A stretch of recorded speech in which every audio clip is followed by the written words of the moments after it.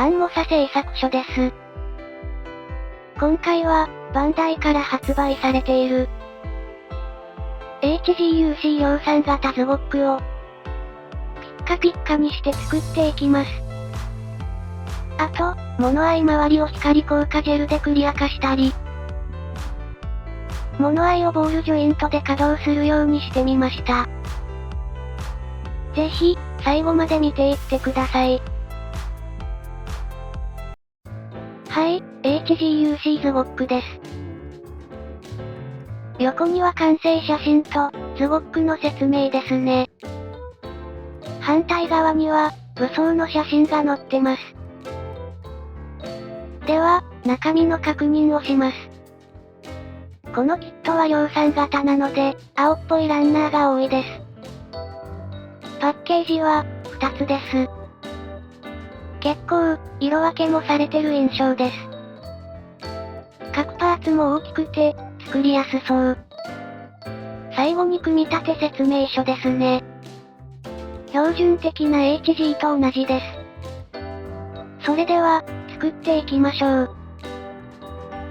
それではパッケージから出していきます。と、言っても2つしかないので一瞬です。ポリキャップを入れて、全部で4つですね。引き続き、パーツの切り出しです。最初に、すべて切り出して、右上のケースにランナーごとに、入れていきます。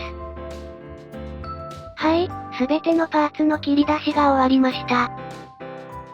今まで作った中で、一番パーツが少ないかもしれない。大きいパーツが結構あるので、メリハリがありそうですね。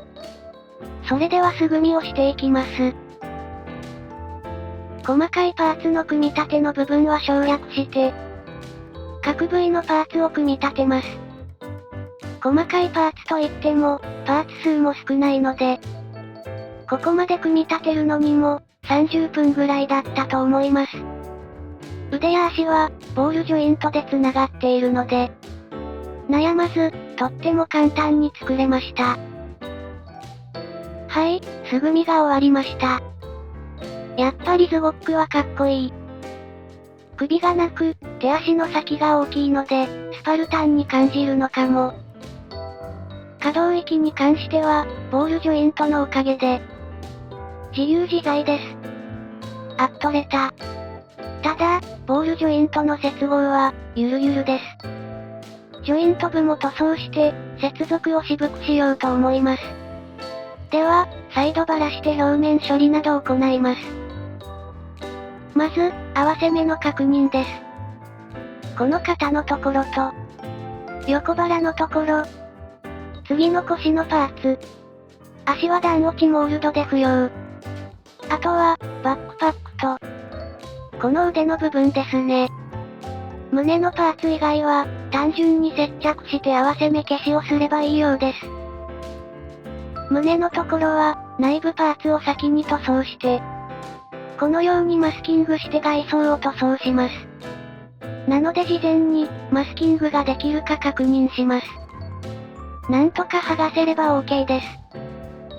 若干、噛み込んでるようですが、パーツを押せば隙間ができるので良さそうです。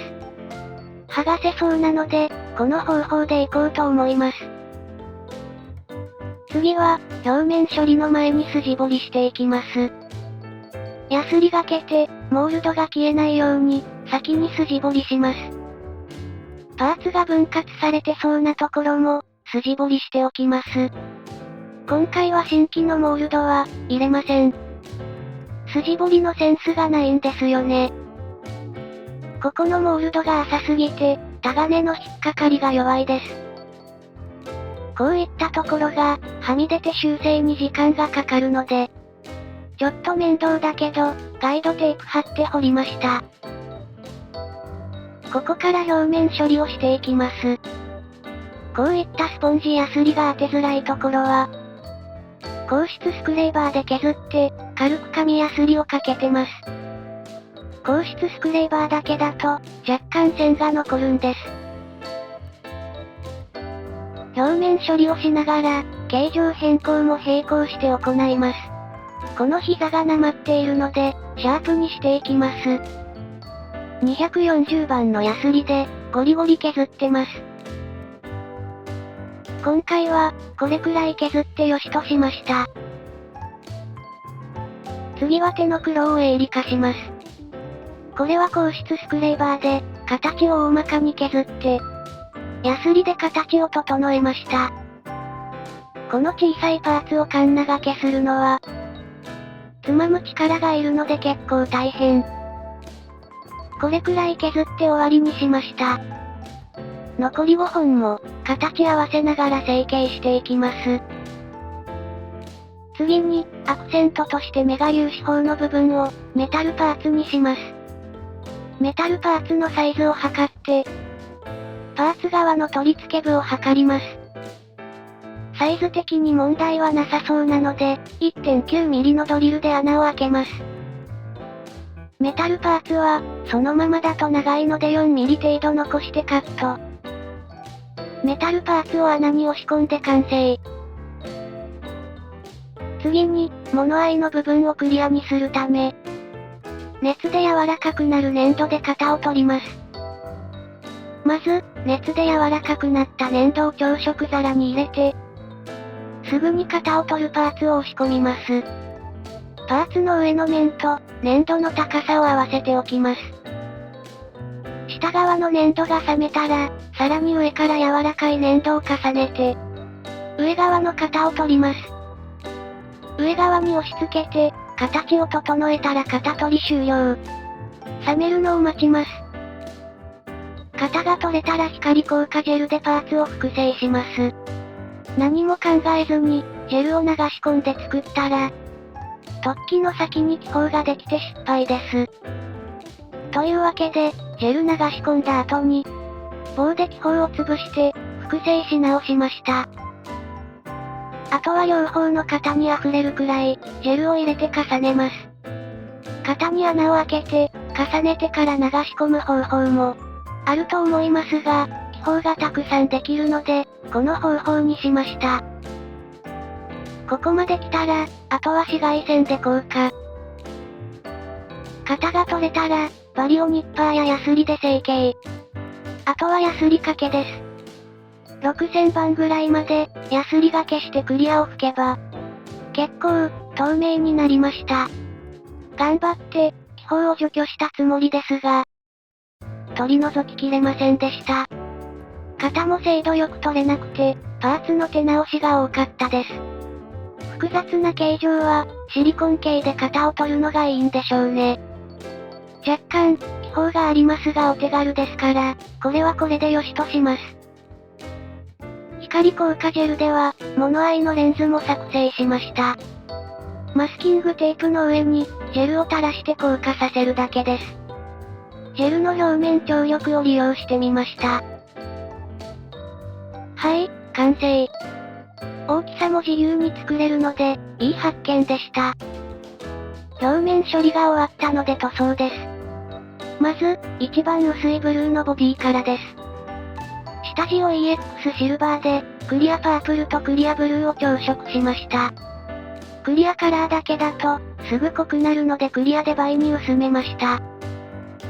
ズゴックのボディ色は空色っぽいので、クリアホワイトにクリアブルーを混ぜてとも思ったんですが、クリアホワイトを使わず表現できないかと思って、今回の調色になりました。1回では薄すぎたので、2回塗装したら、いい感じになりました。次は腕と足の関節の部分です。クリアカラーの部分は、ボディと同じ割合で、クリアで薄めていない状態です。調色したクリアカラーを、2回塗ってはっきりしたブルーにします。これで1回です。2回目の塗装です。この塗装ではっきりとブルーがわかる程度の発色を感じたので、ここでブルーの塗装は終わりにしました。最後に、クリアブラックを塗装して暗くしていきます。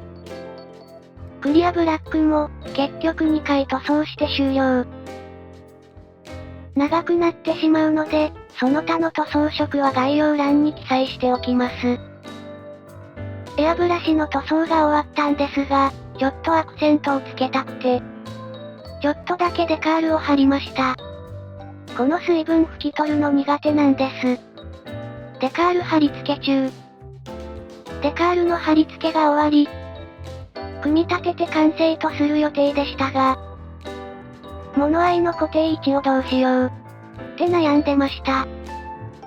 真正面とか、ちょっと左に寄せるか、など、悩んだ末、ボールジョイントで動かせるかもってなりました。サイズ的に一番小さいサイズを使います。現物合わせしてみます。長さ調整とかも必要なく、このままで良さそうです。ちょうどいいサイズがなく、大きめの 2.3mm で穴開け。開けた穴に、ボールジョイントを瞬間接着剤で固定。物合いの裏にも、瞬間接着剤でボールジョイントを接着。接着剤が硬化したらボールジョイントを、ジョイントして完成。おー。自由自在。頭つけたら、こんな感じ。いい感じです。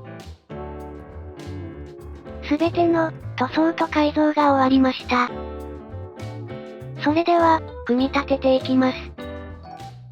細かい部分を組み立て中。組み立て中、もう一つディテールアップしたところを思い出しました。このバックパックの、この2つのパーツ接合面なんですが、段落ちモールドもなく、ただの線だったので、0.3mm のプラ板を入れて段落ちモールドにしました。段落ちを削るより楽だと思います。それでは、どんどん組み立てていきます。このキットですが、噂通り本当に作りやすいキットでした。組みやすくて、改造もしやすい気がします。あと、あまり飾りっ気はないですが、本体のフォルムが特徴的なので、シンプルだけどかっこよいです。とか言ってる間に、組み立てが終わりそうです。はい、完成しました。薄い水色が、いい感じになるか心配でしたが、いい感じになったかなと思います。このズゴックの作成中、2週間ほど出張で、全然、制作が進まず、ずっとうずうずしてましたが、やっと完成できて晴れ晴れです。この動画を最後まで見ていただき、ありがとうございました。これからも色々作るので、また見に来てくださいね。それでは、さようなら。